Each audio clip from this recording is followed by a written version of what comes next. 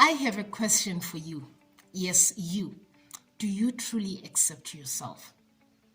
Okay, before you even answer that question, I would love for us to just reflect a bit on what is self acceptance. Then, probably at the end of this video, you would be in a better position to answer that question. Let's get into it. Welcome once more, and thank you so much for tuning in. I am Fifi, and in today's session, we are going to look at what is self acceptance and how can we learn to accept even the not so good parts about ourselves. Let's get right into it. Self acceptance is actually an invitation to stop changing yourself into what you are not and find out who you truly are. What is it that is unique about you? I'm going to share with you a personal story. I'm hoping I'll make it very short for just to also help drive the point home with regards to self-acceptance. And this could have been about 2 decades ago, and I had my first ever business, and it was a hair salon. And it came about from me quitting my job and going full-time into hairdressing. And it was one of the most beautiful things that I could have ever done for myself. There was so much growth, there was so much learning that came with it. But then before we got into the learning, there was stuff that happened that caused my business to get to a point whereby it actually failed. When it failed, I was forced to, the next best thing to do would be to close down. And I remember before I actually closed down my business, I was in denial. I was trying to think that something's going to happen and I would be rescued and so forth. But it didn't happen like that. I was forced to close. And I remember my dad giving me this huge lock and a chain. And he just said to me, this place is going to get you into a lot of trouble, and you are going to sink even into deeper debt if you don't act now. And he just said, take this and go and lock that place. And I went. I locked the place, and I remember I locked it. It was on a Sunday. And on a Monday, my salon was off. So, it was okay. It was just that one day whereby there was a breather. Everyone knows that we're not working on Mondays. Then Tuesday, people started calling us to say, Fifi, we are here. The salon is closed. What's happening? And this I think was my first lesson into self-acceptance. I remember I started hiding behind the truth. I was ashamed to tell people that, look, I have closed down because I was not turning in enough revenue to sustain the place. And in that week, when people were calling me, I remember saying, nah, I'm out of town. Sorry, I didn't tell you. I'll be out of town for the next coming 2 weeks. I'm on a business trip, and I sort of joined it with some me time.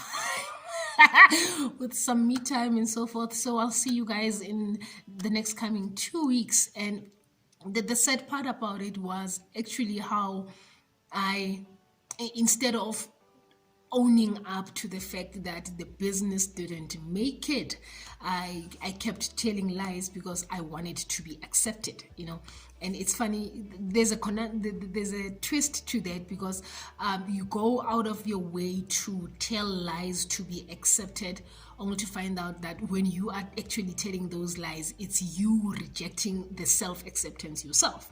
So that was my first lesson, to just realize that it was in hiding the truth that I was not really accepting where I was or who I was at that time. And I remember saying to my dad, I'm really afraid what people would say. And my dad said this, one of the coolest things ever. He said, well, you would be news, you would be the talk of the town for a week up until something new happens, or up until something else takes up the space, and people would just divert their attention to that. So don't worry.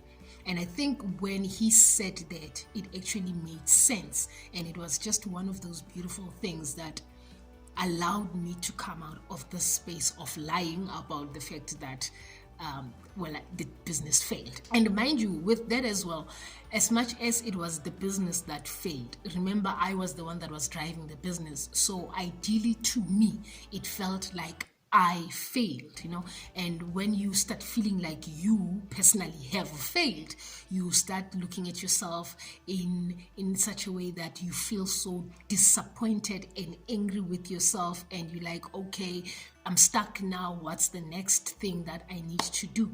And yeah, that was actually what happened. I remember feeling a lot of guilt at that time, and the guilt was coming from a place of knowing that there's a lot of people that cautioned me about business, and there was a lot of people that kept saying to me, don't quit your job, don't quit your job. I mean, you have a beautiful, stable job that is sustaining you and paying everything for you. Why do you want to quit? And I was like, nah, man, I need a change of scenery. I've outgrown the space and I really need something new, and I wanted to start my own business. And so it was just the embarrassment and the disappointment that came with looking at the people that actually cautioned you as to say, do not do this. And I started judging myself, and I judged myself very, very harshly. I kept saying to myself, how could you be so stupid? You could have just not done this, and I found that every time I came up with all of these things why I shouldn't have done what I did, the more I felt like a huge disappointment to myself, and the more I felt like I failed. At that time, I couldn't differentiate that I didn't fail. It's the business that failed. And because I was together with the business, it felt like I failed. Then when people started calling, after the chat I had with my dad, when people started calling, I started owning up to the truth. And I think that was one of the first steps that actually were bringing me closer to self-acceptance. I started telling people that, you know what, I have actually closed. The business was not making enough revenue, so I just decided to close. And it was like, oh, okay. Can we come to you if we want to do our hair? I was like, yeah, no, sure, you can come to me and all of that. And the beautiful thing that came with that as well was just realizing that whether you make it or you fail in life, when people decide to like you, they like you regardless, and I found that I ended up making a few of the house calls. Some of my stable clients would actually come to my place to get their hair done. And that was the first thing. I realized that I needed to stop hiding behind the truth and just come out and say it as it is, even though I felt so much shame and I felt like I was a failure, not feeling like you are good enough, the feeling of self-criticism and self-judging. And it was all of those things that made me realize that I didn't accept myself or accept the situation that I was in at that time. And bear in mind, it was very, very hard and very emotional, because you are seeing this thing that you had such a vision for crumble down in front of you, and instead of it just leaving you like that, it leaves you deep in debt, and it was just a lot of adversity that I had to find strength to overcome. And I also had to overcome my limiting beliefs, such as the belief of thinking that I was actually the failure, and starting to accept that it was just one of the experiences that I had to learn and go through in life for me to grow. And like I said, I started owning up to my truth, and I started seeing how people are actually, you'd be so amazed how beautiful, open and loving people are. And especially when you are facing the West, you think people don't care, and people actually show you that they care. I had those people that really were in my corner, and when they did a lot of showing up for me it also forced me to show up for myself. And when I started showing up for myself, that's when I started growing into the journey of self-acceptance. I started understanding that there would be circumstances, there would be situations in life whereby I would go through heck. That's a new word. I would go through shebangs, and the going through those shebangs that don't define who I am. It is the coming out of them that actually brings with it this ton of hope that makes you realize that you were not that experience, you were not that situation that you were in, And yeah, I started working on accepting that, and it's lovely because when you start speaking about it as it is, owning up to the truth, as to say, yes, my business failed and I'm on to new things now. And it's so funny because one of the new things, I ended up selling vacuum cleaners. But then that's a story for another day. The story for today was just bringing you into this thing of understanding that self-acceptance does not necessarily mean that you accept the good parts about yourself only. You accept even the bad parts about you, and you own up to the things that needs to be changed. When you start owning up to the shadow aspects of who you are, the easier it is for yourself to accept yourself. And when you accept yourself, you glide even easier and faster through whatever thorny journey that you might find yourself in at that time. So that's what happened when I started owning up to the truth and realizing that the failure of the business doesn't mean that I failed in life, and also understanding that shame is a very, very wasteful, like literally it's a very, very wasteful feeling, emotion, energy that you can harbor that with guilt. And understanding also that when you self-criticize, it doesn't do you any good. Instead, it actually reinforces that you are a failure. It reinforces that you are not good enough. And I had to start owning up to, guess what? It is only the business that failed. I didn't fail. And I had to shake myself up and actually start saying, okay, what's the next thing to do? And I went for the next thing, and I went for the next thing, and then the next thing, it was old news, it was old news. And whoever that wanted to do their hair, I mean, even still today, whoever that wants to do their hair, their nails, they sort of like, Fifi, can I come through? I'm like, okay, yeah, I do have time, please do come through. So it's something that I'm doing more of a hobby of now, instead of it being a business, because I went on to other things. So yeah, that is my story. My story is, yes, you would be met with failure in life. And when you are met with failure in life, you ought to recognize the gold that comes with failures, because failures are gold in life. It's how you perceive, it's how you look at it. If you look at it as it's something that is here to destroy you, then it would destroy you. But then if you look at it as it is something that is here to grow you, to push you out of your comfort zone, to make you think on your feet, then you would realize how much of the gold there is with failures. And I also got to see that we all make mistakes, all of us, we make mistakes in life, and this life thing is not easy. Whoever said this life thing is easy must have been pulling your leg. Life is not easy. It is simple, but it is not easy. Those are two different things.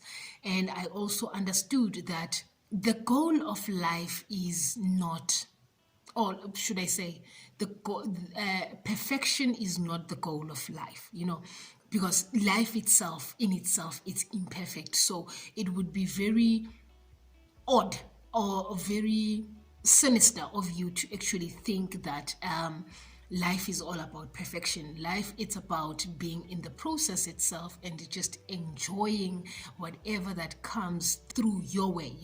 If it's good stuff, embrace. If it's bad stuff, embrace. You just keep going and keep going and keep going up until your last breath. And I also got to understand that you ought to get to a point in life whereby you treat yourself like you would your best friend. And it's amazing how when things don't go our way, when things happening in such a way that we don't understand or we can't make sense of it, we tend to be our worst critique, and when you become your worst critique, you see in that it's making it difficult for you to accept yourself. So the idea of treat yourself as you would your best friend, it exactly comes from that. Because if your best friend came to you with issues and this person was your best friend, you would give them the most beautiful, absolute advice. So why don't you actually look at yourself, turn to yourself, and whenever you are faced with doubts, with feeling unworthy, why don't you treat yourself like you would your best friend? So it's something that I would honestly love for you to look into, is to say, whenever you find yourself in that corner, ask yourself, what's the best advice I would give my best friend, and actually take that advice upon yourself. Here's another one. What's unique about you? Because it's in your uniqueness that you would actually understand how to self-embrace and how to self-accept yourself. Because when you keep comparing yourself to other people, you are like literally diminishing and moving away from your own uniqueness. But then if you start asking yourself, what is unique about me? What are the traits that makes me who I am? And how can I enjoy being in those traits? How can I enjoy being in my uniqueness? The more you do of that, the greater are your chances to start healing on the journey of self-acceptance. And when you start healing on the journey of self-acceptance, you also start seeing that you increase your self-worth, you increase the respect that you have for yourself, you start enjoying your own company. And when you enjoy your own company, you also realize that you are worthy. You are worth as much as the next person.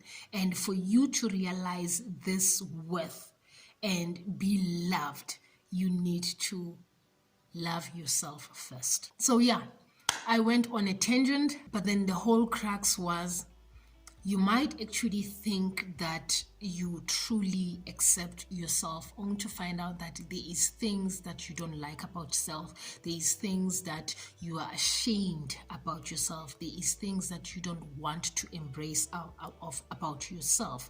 And it's these things that actually would tip the scale as to say, do you really, really, truly accept who you are, or are you just going and gliding along thinking that you do accept who you are?